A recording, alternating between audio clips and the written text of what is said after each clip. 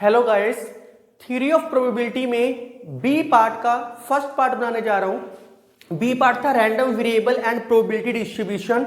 Random variable and probability distribution आप +2 में इसकी डेफिनेशन प्रॉपरली करके आए हो, लेकिन थोड़ी सी मैं 1 मिनट के लिए रिपीट करवा देता हूं। रैंडम वेरिएबल क्या होता है? Random variable basically denoted by x और वाई, या एक्स से लिखो या वाई से लिखो। ये एक रियल वैल्यूड फंक्शन होता है। रियल वैल्यूड फंक्शन का मतलब होता है रियल वैल्यू आएगी, उसकी रियल वैल्यू आएगी। Whose main is the sample space of random experiment. Random experiments करके जो सैंपल स्पेस आया है उसकी डोमेन को फाइंड आउट करना। A real number x connected with the outcome of random experiment. Same है, आउटकम ऑफ रैंडम एक्सपेरिमेंट मतलब जो हमने सैंपल स्पेस बनाओगे वो रैंडम वेरिएबल है, वो कनेक्ट हो जाए। कनेक्ट कैसे होएगा? काउंटिंग से होएगा। फॉर एग्जांपल मैंने एक एग्जांपल ली,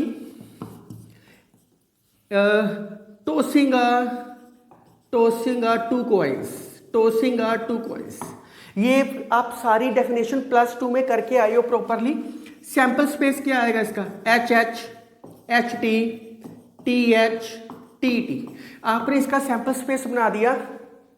अब x जो रैंडम वेरिएबल क्या होता है, इसका कनेक्शन किसके साथ होएगा? सैंपल स्पेस के साथ होएगा, रैंडम एक्सपेरिमेंट के साथ होएगा। अगर इसका कनेक्शन सैंपल स्पेस के साथ है तो इसका मतलब इसकी काउंटिंग देखनी पड़ेगी, तो एक x सपोज करना पड़ेगा। तो x एक रैंडम वेरिएबल है, कुछ भी मान सकते हो। मैंने नंबर ऑफ हेड्स मान लिया, अब बहुत प्यार से x नंबर ऑफ हेड्स। अब मेरे दिमाग में आ गया कि मैंने 2 बारी कॉइन को टॉस किया है। 2 तरीकों की अप्रोच है। एक आपकी बुक में अप्रोच दे रखी है, सिंगल एलिमेंट को लेके चलते हैं, बाद में कोलैबोरेशन कर देते हैं। मैं पहले ही ऐसे लेके चल रहा हूं यार, नंबर ऑफ हेड्स की बात की है, दोनों बारी टेल भी आ सकता है, एक हेड आ सकता है, दोनों हेड आ सकते हैं। तो मैंने 2 हेड वाले केस लिए, मैंने एच एच लिया, 2 हेड वाले केस लिए, ये 2 हेड वाले केस है। फिर मैंने कहा नहीं, ये केस एच टी या टी एच, ये 1 हेड वाले केस है। ये 1 का मतलब है 1 हेड वाले केस मैंने लिए। एक्स मैंने कहा 0 हेड वाले केस ले रहे हैं। तो आपके पास क्या आ गए रैंडम वेरिएबल में? 0 1 2। आपकी बुक में अप्रोच क्या कर रखी है? उन्होंने सिंगल एलिमेंट लिया एच एच 2 हेड वाले केस, फिर एच टी 1 हेड वाला केस, अगला केस लिया टी एच 1 हेड वाला केस, फिर टी टी 0 हेड वाला केस, बाद में इन दोनों को कंबाइंड करके लिख दिया ऐसे। तो ये अप्रोच मुझे अच्छी लगी कि आपने पहले से माइंड में एज्यूम कर लिया कि यार 0 हेड वाले केस भी हो सकते हैं, 2 हेड वाले केस भी हो सकते हैं, 1 हेड वाले केस भी हो सकते हैं। Is called random variable. वो रियल वैल्यू फंक्शन है, हमेशा रियल वैल्यू फंक्शन आ रही है आपके पास। एक एग्जांपल और आपकी बुक में दे रखी है। फॉर एग्जांपल रैंडम वेरिएबल की number of heads minus number of tails. और ऐसे भी हो सकता है square of number of heads. तो ये सारा का सारा कॉन्सेप्ट प्रॉपरली मैंने +2 की वीडियो में करवाया हुआ है, तो ज़्यादा आपको बताने की ज़रूरत नहीं है। तो मैं आपको बीएससी के लेवल, ऑनर्स के या एमएससी के लेवल पे लेके चलता हूं कि आपने उसके अंदर क्या सोचना है। इसी से आपने प्रोबेबिलिटी डिस्ट्रीब्यूशन टेबल भी बनाया था। मैं रिपीट कर देता हूं, आपको थोड़ा सा याद आ जाएगा। प्रोबेबिलिटी डिस्ट्रीब्यूशन बनाई थी आपने इसके अंदर। एक आपने इसको x लिया था 0 1 2, फिर आपने प्रोबेबिलिटी ली। अगर 0 केस, 0 मतलब कोई हेड वाला केस नहीं है, कोई हेड वाला केस नहीं है, तो एक बारी t है, एक बारी t है। इसकी पॉसिबिलिटी 1/2, इसकी पॉसिबिलिटी 1/2, 1/4। 1 हेड वाला केस, 1 हेड वाले केस कौन से है? ये है। इसकी पॉसिबिलिटी 1/2 इंटू 1/2, 1/4, क्योंकि इन सारों को प्लस करते हैं हमेशा। Plus 1/2 plus 1/2, 1/4, 1/4 plus 1/4, 2/4, two head वाले केस कौन से हो गए, 1/2 इंटू 1/2 1/4। इन सारों का सम हमेशा 1 बनना चाहिए। कहानी अब यहीं से शुरू होएगी कि ये 1 बने तो अब आपको रैंडम वेरिएबल की टाइप्स के बारे में पढ़ना है। इंडेक्स बी का फर्स्ट पार्ट करवा रहा हूं। सबसे पहला टॉपिक इंडेक्स का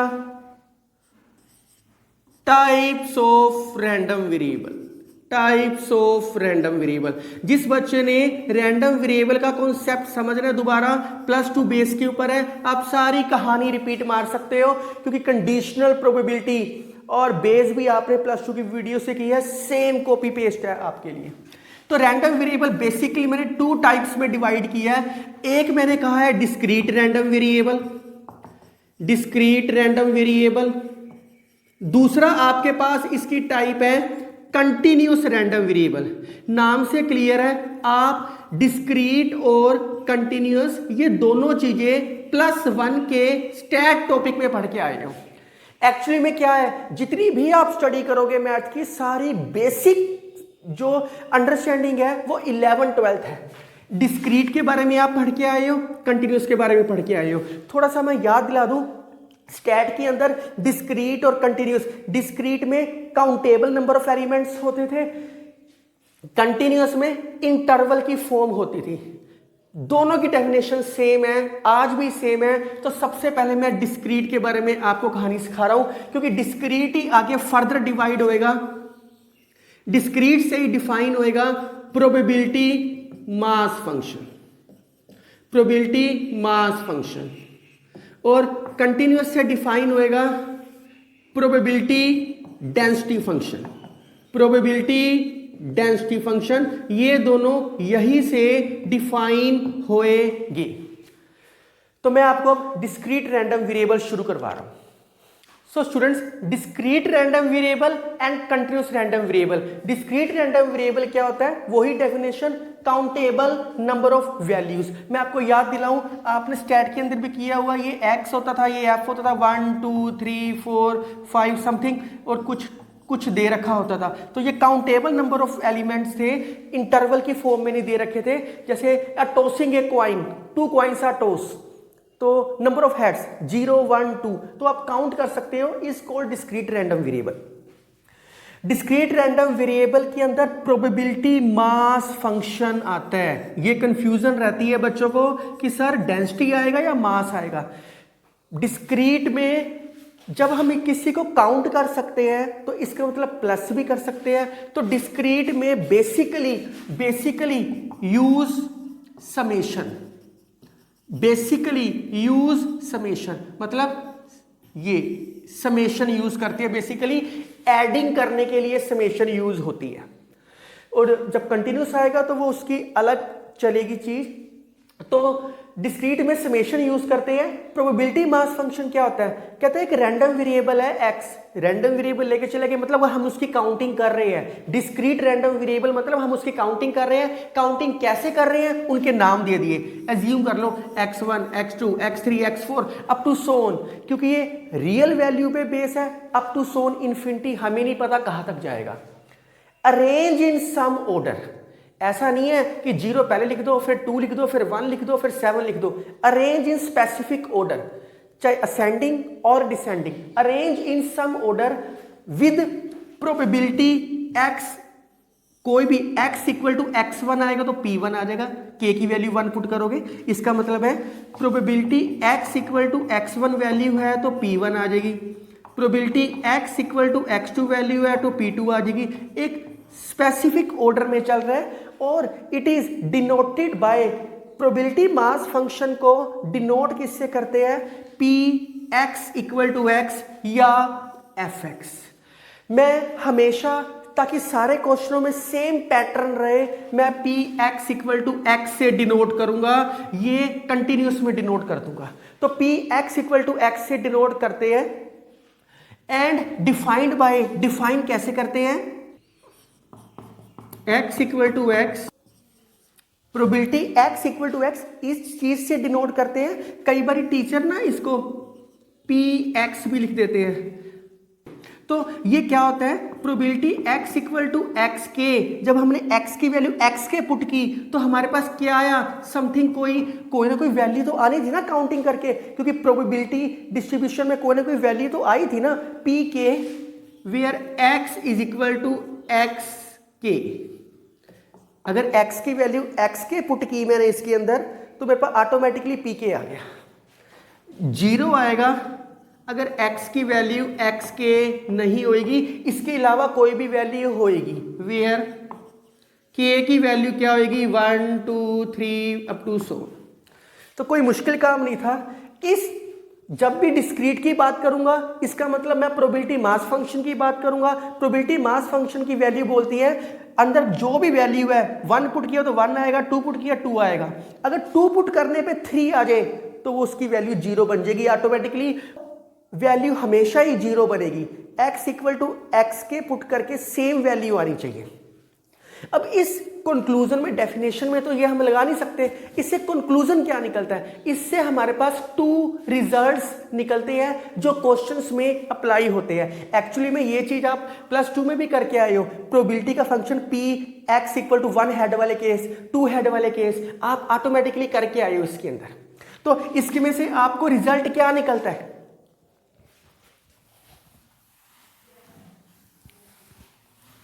इसमें से आपको रिजल्ट निकलता है result of above definition, p के greater than equal to 0, p के की वैल्यू 0 या 0 से बड़ी होगी। तो आपको पता है probability because probability never be negative, never be negative. आपको पता है कि ये कभी भी नेगेटिव नहीं होती। सेकंड रिजल्ट आपका इससे क्या निकला, समेशन, क्योंकि ऐड करते हैं ना टर्म, क्योंकि आपको याद होएगा अभी आप करके आए हो छोटी क्लासों में, ये x था, ये px था, तो इन सारों का सम आप 1 करके आए हो। तो वही चीज p k का सम 1, k की वैल्यू कहां से शुरू है 1 से इन्फिनिटी, चाहे ये लिखो चाहे ना लिखो, इसको ऐसे भी लिख सकते हैं समेशन पी के इज इक्वल टू 1। एक ही बात है, कई टीचर इस चीज को ऐसे लिख देते हैं प्रोबेबिलिटी पी एक्स के, वैल्यूज को पुटिंग करना आसान हो जाए, पर हम हमेशा इस नोटेशन को यूज करेंगे कि प्रोबेबिलिटी का सम 1 के इक्वल है। तो अब हम करते हैं कंटिन्यूअस रैंडम वेरिएबल।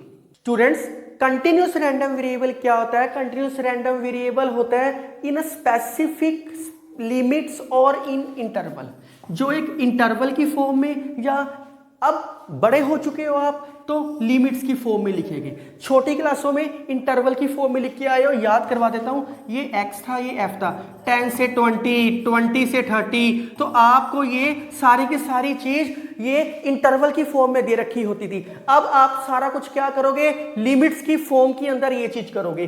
तो अब लिमिट्स कैसी होगी, तो कंटिन्यूअस रैंडम वेरिएबल का जो पार्ट है उसको बोलते हैं प्रोबेबिलिटी डेंसिटी फंक्शन, पीडीएफ। जो डिस्क्रीट का है उसको मास फंक्शन, और जो कंटिन्यूअस का है उसको डेंसिटी फंक्शन बोलते हैं। तो अब ये लिमिट की फॉर्म में होना चाहिए था, तो मैंने इसको लिमिट की फॉर्म में लिया। कोई रैंडम वेरिएबल है x कोई रैंडम वेरिएबल है, ये x से लेके x प्लस डेल्टा x ले लिया। आप x माइनस डेल्टा x से x भी कर सकते हो। मेरा सिर्फ इतना ही कहने का मतलब है, कोई x ही जाइए, कोई ये हाफ कर लिया मैंने इसका, ये कोई भी शेडेड एरिया आ गया, रैंडम वेरिएबल का कोई शेडेड एरिया आ गया, ये पॉइंट x है, तो इसके बाद वाला क्या आएगा x प्लस डेल्टा x, तो पर ये हाफ किया तो 2 लिख लो। इसके बैक वाला क्या हो गया x minus delta x by 2, क्योंकि मैंने प्लेन को हाफ किया था इसलिए बाई 2 किया।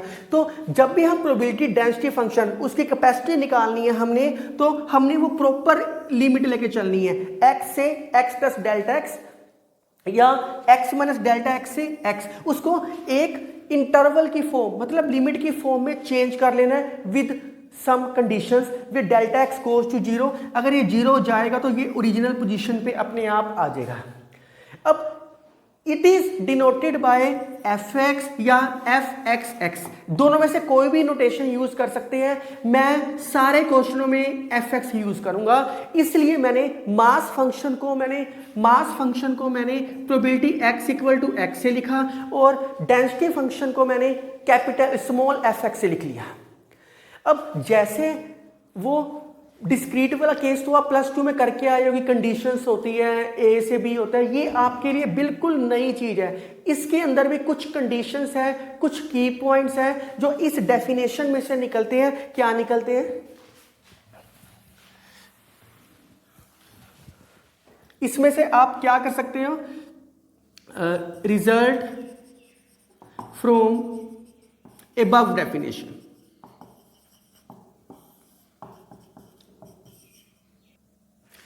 जैसे डिस्क्रीट में p greater than equal to 0 था, वैसे ही इसके अंदर भी ग्रेटर देन इक्वल टू 0 होएगा, ये हमेशा पॉजिटिव होएगा।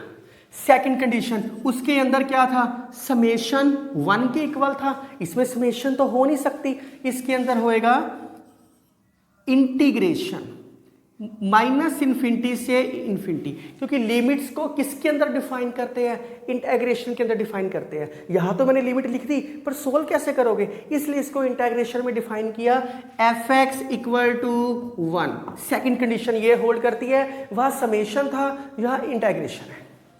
थर्ड कंडीशन, अगर कोई प्रोबेबिलिटी a x b है, अगर कोई प्रोबेबिलिटी x की वैल्यू a से b के बीच में लाई कर रही है, चाहे इक्वालिटी हो चाहे ना हो, चाहे जैसे मर्जी हो, सारों में सेम कहानी है। इसको लिख सकते हैं इंटीग्रेशन, लोअर लिमिट नीचे, अपर लिमिट बाद में, b f(x) dx। तीसरा रिजल्ट यहां से ये निकलता है, तो means x + delta x। Fourth result ये वैसे ही बता रहा हूं कि फॉर एनी इवेंट ए, ये तो सिर्फ पता होना चाहिए, फॉर एनी इवेंट ई, तो probability of E can be define as E f(x), कोई भी इवेंट होएगा, E f(x) dx is well defined. Well defined का मतलब है इसकी कोई ना कोई पॉसिबल वैल्यू जरूर आएगी। तो बेसिकली डिस्क्रीट 2 कंडीशंस के ऊपर बेस है और कंटिन्यूअस ये 3 कंडीशंस के ऊपर बेस है। तो इस पूरे कॉन्सेप्ट की समरी देखते हैं कि इस पूरे कॉन्सेप्ट में आपने क्या समझा और क्वेश्चंस में कैसे अप्लाई होएगी ये कॉन्सेप्ट। तो मैं आपको समरी लिखवा रहा हूं इसकी। तो समरी में क्या है, तो आपने इसके अंदर 2 चीजें की है। एक की है प्रोबेबिलिटी मास फंक्शन, जिसका एक नाम है प्रोबेबिलिटी डिस्ट्रीब्यूशन। दूसरा आपने किया प्रोबेबिलिटी डेंसिटी फंक्शन। तो ये बेसिकली आप सारा का सारा +2 में करके आए हो, सेम है +2 वाला जो आपने +2 में किया, ये आपके लिए न्यू था। तो इसके अंदर क्या था? बेसिकली एडिंग करते हैं, समेशन यूज हुई है, इसके अंदर इंटीग्रेशन यूज हुई है, आपने लिमिट्स लगाई इसके अंदर। इस प्रोबेबिलिटी मास फंक्शन के अंदर आपने क्या क्या किया? आपने किया probability x = xk = pk, where k की वैल्यू 1 2 3 अप टू सो। मैंने बताया क्या था आपको, आप ये +2 में करके आए हो, प्रोबेबिलिटी डिस्ट्रीब्यूशन या प्रोबेबिलिटी मास फंक्शन, ये x था, ये px था, इसको px = x भी लिख सकते हैं, एक ही बात होती थी। तो अगर यहाँ x1 वैल्यू ली है, इसके कोरस्पोंडिंग p1 ली है, या x2 वैल्यू ली है, इसके कोरस्पोंडिंग p2 ली है, एंड सो ऑन। यहाँ xn ली है, इसके कोरस्पोंडिंग pn ली है, एंड सो ऑन। आपने ये चीज करके आए हो, तो ये चीज आपको याद होएगा। यही फार्मूले को मैंने ऐसे एक्सपेंड किया है, और इसमें आपने कंडीशंस कौन कौन सी की है जो क्वेश्चंस में अप्लाई होएगी। आपने कंडीशन, पहली कंडीशन की है, क्या प्रोबेबिलिटी कभी नेगेटिव आई थी? नहीं, पी के हमेशा 0 या 0 से बड़ा होना चाहिए आपका, ये हमेशा पॉजिटिव होना चाहिए, कभी नेगेटिव नहीं आएगा। दूसरी चीज आपने किया, इन सारों का सम p के 1 के बराबर आएगा, मतलब p1 p2 up to so on pn up to so on, जो जितनी भी टर्म्स होएगी इनका सम 1 के इक्वल आएगा। इसके अंदर समरी क्या की है? सबसे पहली कंडीशन की है f(x) > 0। इसको अपन ने किससे डिनोट किया है? px से। इसको किससे डिनोट किया था? f(x) से। तो तो एक नोटेशन हमने फिक्स कर ली ताकि प्रॉब्लम ना आए, -∞ से ∞ fx इक्वल टू 1। और तीसरी कंडीशन इसके अंदर क्या की है हमने, यही कंडीशंस क्वेश्चन में अप्लाई होएगी। फोर्थ कंडीशन की जरूरत नहीं है आपको, तो चाहे यह इक्वल आए चाहे ना आए, अंडरस्टूड है। लोअर लिमिट नीचे, अपर लिमिट ऊपर, fx dx। तो ये आपकी समरी है, ये आपको पता होना चाहिए कि आपने क्या क्या करना है। डिस्क्रीट में ये केस करना है, कंटिन्यूस में आपने ये केस करना है। तो इसके रिलेटेड हम कुछ क्वेश्चंस करते हैं। स्टूडेंट्स इस क्वेश्चन को देखते हैं, बहुत आसान है ये, बेसिकली +2 का क्वेश्चन है। क्वेश्चन में कहता है फाइंड द वैल्यू ऑफ के की वैल्यू फाइंड आउट करनी है। यहाँ x दे रखा है, px दे रखा है, डायरेक्ट क्लियर है, आपको प्रोबेबिलिटी डिस्ट्रीब्यूशन नाम दे रखा है। प्रोबेबिलिटी डिस्ट्रीब्यूशन का मतलब होता है प्रोबेबिलिटी मास फंक्शन। वैसे भी क्लियर है कि ये डिस्क्रीट सीरीज आपको दे रखी है। तो k की वैल्यू कैसे फाइंड आउट होएगी, फर्स्ट पार्ट में कहता है k फाइंड आउट करना है, p की value in terms of k है, वी नो दैट। अभी मैंने आपको कंडीशन करवाई है, summation pk equal to 1। pk equal to 1 का मतलब है p1 plus p2 plus p3 plus p4 and so on, सारा 1 के बराबर है। समेशन का मतलब होता है plus, that is 0 plus k plus 2k plus 2k plus 3k plus k square plus 2k square plus 7k square plus k equal to 1।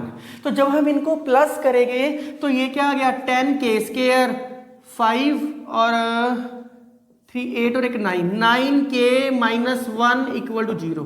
तो इसके फैक्टर बना लो, ये आएगा -1 एंड 1/10।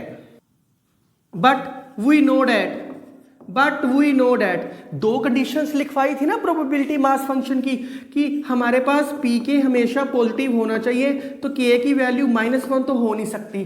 तो बच कौन सी गई k की वैल्यू, 1/10। फर्स्ट पार्ट खत्म।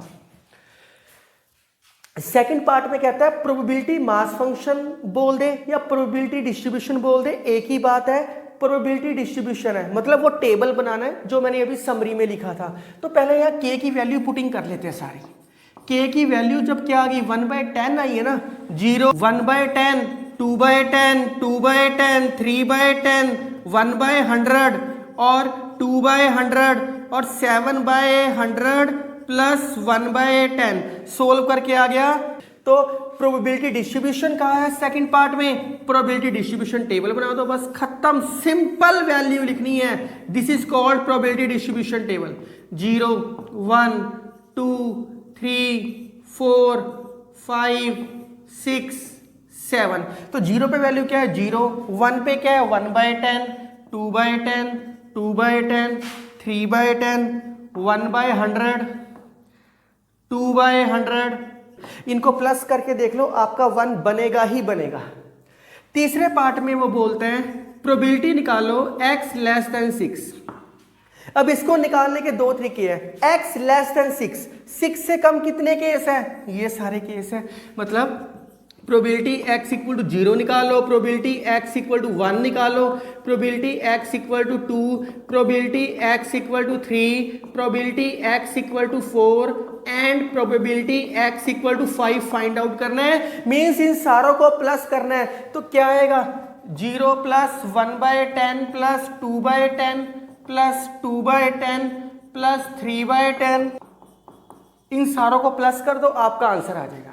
जिस बच्चे ने इस तरीके से नहीं करना, इस कॉन्सेप्ट को ऐसे भी लिख सकता है, वो अनदर मेथड है कि ये सारी चीज करने की बजाय इन सारों का सम क्या होता है 1 होता है। अगर इसमें से 6 वाला केस माइनस कर दूं और 7 वाला केस माइनस कर दूं तो ऑटोमेटिकली 0 से 5 तक के सारे केस इंक्लूड हो जाएंगे। अगर सेकेंड पार्ट आता है इसका, probability 0 less than x less then 5, equality नहीं है, इक्वालिटी नहीं है मतलब 1 वाला केस 2 वाला केस 3 वाला केस एंड 4 वाला केस, ये चारों केस आपने प्लस कर देने हैं। तो कोई मुश्किल नहीं था। कई बार ना इसके अंदर वो बोलते हैं डिस्ट्रीब्यूशन फंक्शन, तो वो मैं पार्ट 2 में करवाऊंगा। ये जितने क्वेश्चंस मैं करवाऊंगा ये सारों का डिस्ट्रीब्यूशन फंक्शन निकालना है, वो पार्ट 2 में करेंगे क्योंकि मैंने इसको सिस्टमैटिकली डिवाइड किया हुआ है। तो राइट डाउन प्लीज। स्टूडेंट्स जो अभी तक आपने डिस्क्रीट रैंडम वेरिएबल की है वो सारा +2 के ऊपर बेस्ड था। आपको +2 की प्रोबेबिलिटी आनी बहुत जरूरी है। Bayes theorem, conditional probability, random variable and probability distribution मतलब प्रोबेबिलिटी मास फंक्शन, ये चीज हाई लेवल की शुरू है। यहां से कहानी में फर्क है। ये क्लियर कट कह रहा है कि डेंसिटी फंक्शन है मतलब कंटिन्यूस सीरीज है। कंटिन्यूस सीरीज की 3 कंडीशंस लिखवाई है। सबसे पहले find the value of C. We know that आपने क्या किया, -∞ से इन्फिनिटी डेंसिटी फंक्शन किसके इक्वल होता है, 1 के बराबर होता है। हमें ये पता है, हमने कंडीशन निकाली है ये। तो fx की वैल्यू पुटिंग कर दो। मुझे लगता नहीं कि मुझे खास कोई करवाने वाली ज़रूरत है इसकी कि मैं इसको सोल्व करवाऊं। c कांस्टेंट बाहर आ जाएगा, -∞ से इन्फिनिटी dx x² + 1 = 1। इसकी इंटीग्रेशन सोल्व कर लो, मैं कर देता हूं, वैसे अगले क्वेश्चंस में मैं नहीं करूंगा।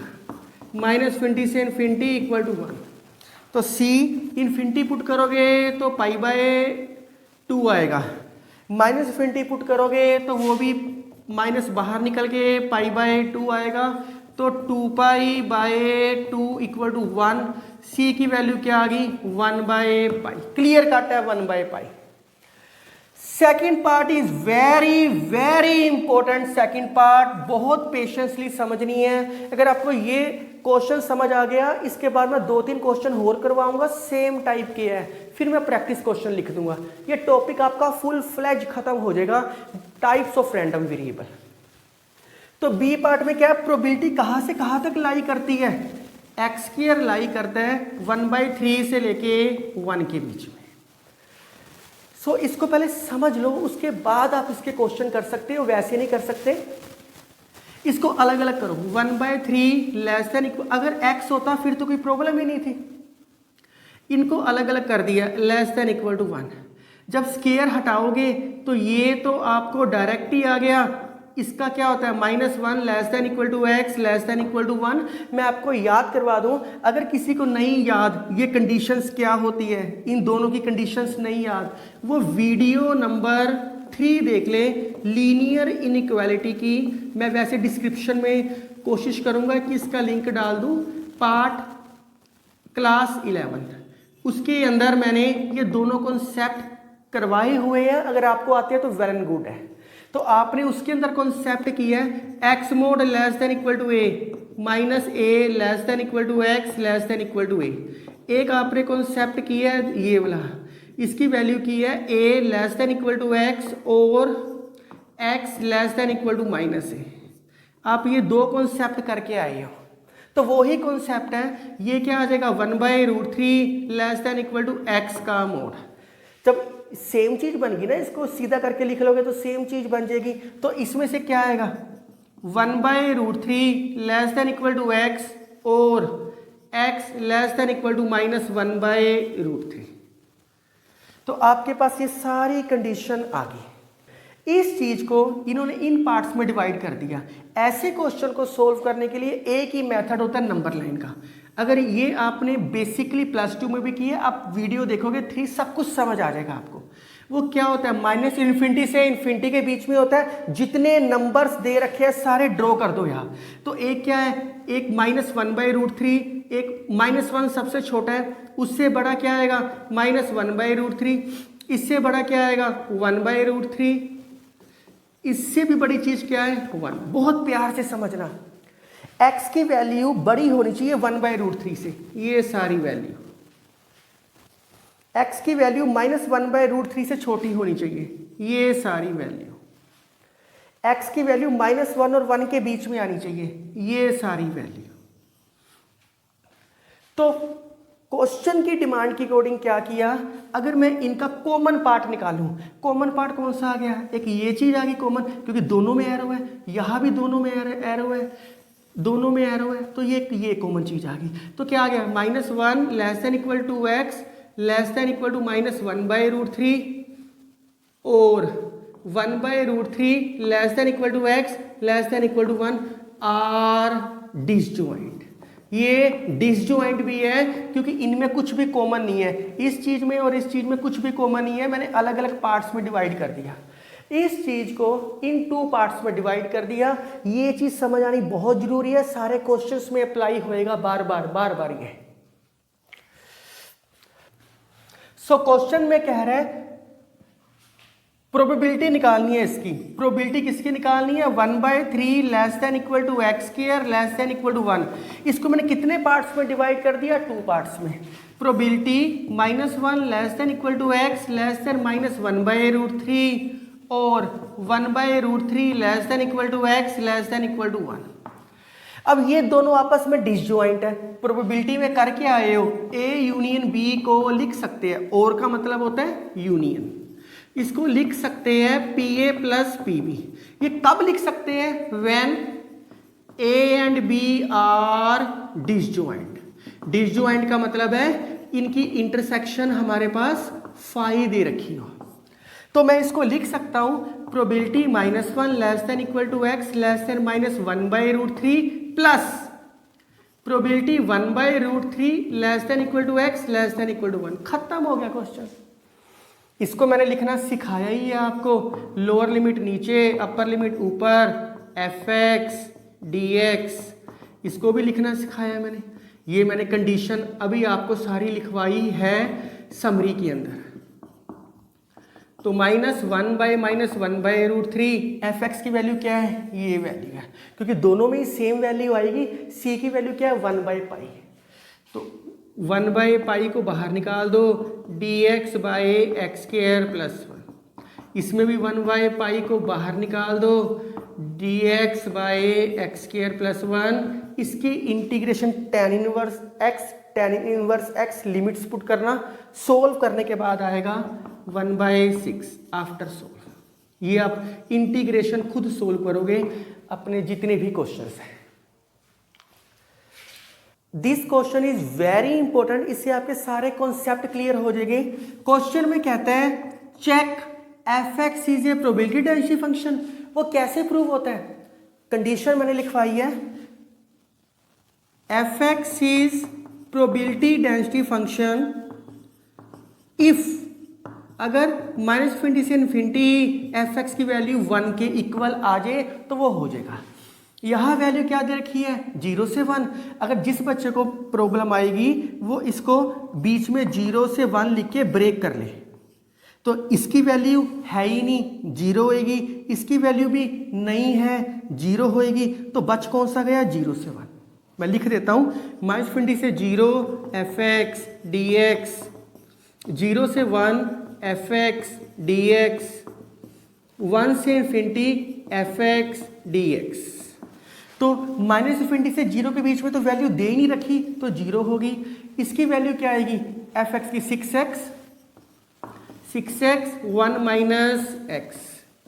1 से ∞ के बीच में भी कहीं वैल्यू नहीं है, तो वो भी 0 है। इसकी इंटीग्रेशन लो, डेफिनेटली श्योर है 1 आएगा ही आएगा। इसका मतलब ये प्रोबेबिलिटी डेंसिटी फंक्शन है। अगर ये ना होता तो बाकी कुछ हम फाइंड ही नहीं कर सकते थे इसके अंदर। सेकंड पार्ट में कहता है probability x less than b equal to probability x greater than b। हमने b की वैल्यू निकालनी है। तो स्टूडेंट्स बहुत ध्यान से समझने वाली बात है, ये b हमें दे दिया, इसका मतलब है x लेस देन b लिख लो या -∞ less than x less than b लिख लो, एक ही बात है, कोई फर्क नहीं पड़ता। पर यहाँ पे -∞ तो नहीं है, लोअर लिमिट क्या दे रखी है? 0। तो इसकी जगह क्या आ जाएगा? 0। मैं इस चीज को ऐसे भी लिख सकता हूँ, 0 less than x less than b। अब ये क्या है? x ग्रेटर देन b, मतलब कि इसको लिख सकते हैं b लेस देन x। तो अब ये अगर ऐसे दे रखा हो b लेस देन x, तो इसका मतलब होता है b less than x less then ∞, क्योंकि इसकी लिमिट क्या होती है? क्योंकि इसकी लिमिट -∞ से ∞ के बीच में होती है। तो -∞ तो लेफ्ट साइड आता है, राइट साइड क्या आएगा? +∞। पर यहाँ पे लास्ट वैल्यू क्या दे रखी है? 1। तो मैं इसको 1 लिख सकता हूँ, कोई प्रॉब्लम नहीं है। तो बस इसको कैसे लिखते हैं? लोअर लिमिट नीचे, अपर लिमिट ऊपर, बीच में क्या आएगा? fx dx। खत्म हो गया। इसको क्या आएगा? b से 1 fx dx, 0 से b 6x 1 - x dx, b से 1 6x 1 - x dx। इसकी इंटीग्रेशन सोल्व करो, लिमिट पुट करो, इसकी इंटीग्रेशन सोल्व करो, लिमिट पुट करो।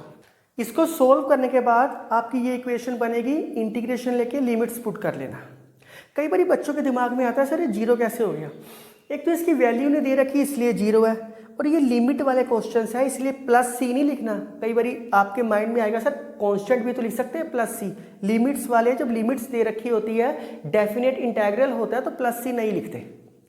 तो इसको सोल्व करने के बाद फैक्टर बनाई, ये वैल्यू आ गई। हेयर बी की वैल्यू 1/2 है, is only real value lies between 0 से 1, 0 to 1। ये 0 से 1 के बीच में लाई नहीं करती, इसको सोल्व करके देख लो आपको पता लग जाएगा। तो सिर्फ ये b की वैल्यू लाई करती है, इस वैल्यू के ऊपर ये दोनों चीजें आपस में इक्वल होएगी। उसने यही कहा था b फाइंड आउट करो। C part is very very important. तो इसको राइट डाउन करो आप पहले। इसका सी पार्ट देखो, वेरी इंपॉर्टेंट है। प्रोबेबिलिटी निकालनी है x less than equal to 1/2, 1/3 less than equal to x less than equal to 2/3। ये बहुत ध्यान से समझने वाली चीज है आपके लिए। तो आपने कंडीशनल प्रोबेबिलिटी की हुई है, वो क्या की है, दोनों की इंटरसेक्शन बाय जो चीज़ नीचे है वो नीचे आ जाएगी। आप पहले +2 की प्रोबेबिलिटी मेरी देख सकते हो सारी, या अगर आपको कहीं से भी किया वहाँ से देख लो कि ये कंडीशन आपने की है कंडीशनल प्रोबेबिलिटी में, तो वही है। ये a है ये b है, तो क्या आएगा x less than equal to 1/2, दोनों की इंटरसेक्शन जो चीज़ डिनोमिनेटर में है वो डिनोमिनेटर में आ जाएगी। बहुत प्यार से, मैथ से प्यार करो वो आपसे करेगा। तो बड़ा सिंपल है, अभी मैं आपको बता चुका हूं। x less than equal to 1/2 है, इसको लिख सकते हैं -∞, लेफ्ट हैंड साइड माइनस में आता है, राइट हैंड साइड पॉजिटिव में आता है। x less than equal to 1/2 इसलिए लिखते हैं समझना आसान हो जाए थोड़ा सा। तो मैं इसको लिख सकता हूं -∞ less than x less than equal to 1/2, क्योंकि 1/2 से छोटी वैल्यू अंडरस्टूड है 1/2 से छोटी वैल्यू, तो वो क्या आएगी -∞ से 1/2। Intersection 1/3 less than equal to x less than 2/3। अब ये कॉन्सेप्ट मैं पिछले क्वेश्चन में भी करवा चुका हूं एक्स स्क्वायर में, क्योंकि वहां एक्स स्क्वायर था तो पहले एक्स स्क्वायर की सेटिंग की। इंटरसेक्शन निकालने का एक ही तरीका होता है, नंबर लाइन, -∞ से इन्फिनिटी, बीच में क्या क्या दे रखा है 1/2, 1/3, 2/3, जितने एलिमेंट्स हो सारे नंबर लाइन पे डिनोट कर दो। तो सबसे पहले क्या आएगा 1/3 छोटा है, फिर 1/2 छोटा है, फिर 2/3 होता है। तो ये सारे के सारे नंबर्स डिनोट कर दिए। कई बार बच्चा कहता है सर यहाँ पे -∞ लिख लिया, 0 भी तो लिख सकते हैं और लास्ट में 1 भी तो लिख सकते हैं, लिख लो, कोई फर्क नहीं पड़ता। जिस बच्चे को कन्फ्यूजन है वो ऐसे करो, यहाँ 0 लिख लो, क्योंकि ये लिमिट कहाँ तक अप्रोच करती है 0 तक, यहाँ 0 पे ब्रेक मारी हुई है। तो कन्फ्यूजन ना हो, ये लिखना है ये लिख लो, 0 1 लिखना है 0 1 लिख लो, आपकी मर्जी है। x की वैल्यू किस किस के बीच में है, 0 और 1/2 के बीच में, 0 और 1/2 के बीच में। x की वैल्यू किस किस के बीच में है, 1/3 और 2/3 के बीच में, 1/3 और 2/3 के बीच में। दोनों में कॉमन चीज क्या आई, इंटरसेक्शन मतलब कॉमन चीज क्या आई, जहां डबल लाइंस है 1/3 से 1/2, खत्म हो गया, बिल्कुल खत्म हो गया स्टूडेंट्स। 1/2 नीचे क्या आ गया 1/3 less than equal to x less than equal to 2/3। इसकी इंटीग्रेशन कैसे होएगी 1/3 से 1/2, अंदर वैल्यू क्या दे रखी है 6x 1 - x, 6x 1 - x। अब ये ना कहना कि सर ये 0 से 1 के बीच में है, 0 के 1 के बीच में कोई भी लिमिट आए सारों के लिए सेम वैल्यू होती है। बाय 1/3 से 2/3, 6x 1 - x। कई बच्चे क्या करते हैं, ये कटिंग कर देते हैं, इसकी लिमिट अलग है इसकी लिमिट अलग है, कटिंग नहीं हो सकती। After solving we get 11/26 after solving, integration लेने के बाद। सो इसका एक क्वेश्चन हो रहा है वो करवाता हूं, फिर आप इसके प्रैक्टिस क्वेश्चन लिखते हैं। स्टूडेंट इस क्वेश्चन को देखो, आसान है, के की वैल्यू निकालनी है तो ये क्लियर है कि प्रोबेबिलिटी डेंसिटी फंक्शन है। तो वी नो डैट, हमें पता है इसके बारे में, -20 से इन्फिनिटी एफ एक्स 1 के इक्वल होता है। उसने चेक नहीं कहा, उसने के की वैल्यू निकालने के लिए कहा है। तो बीच में क्या है 0 1 2 3 एंड समथिंग, तो इसको डिवाइड कर दो।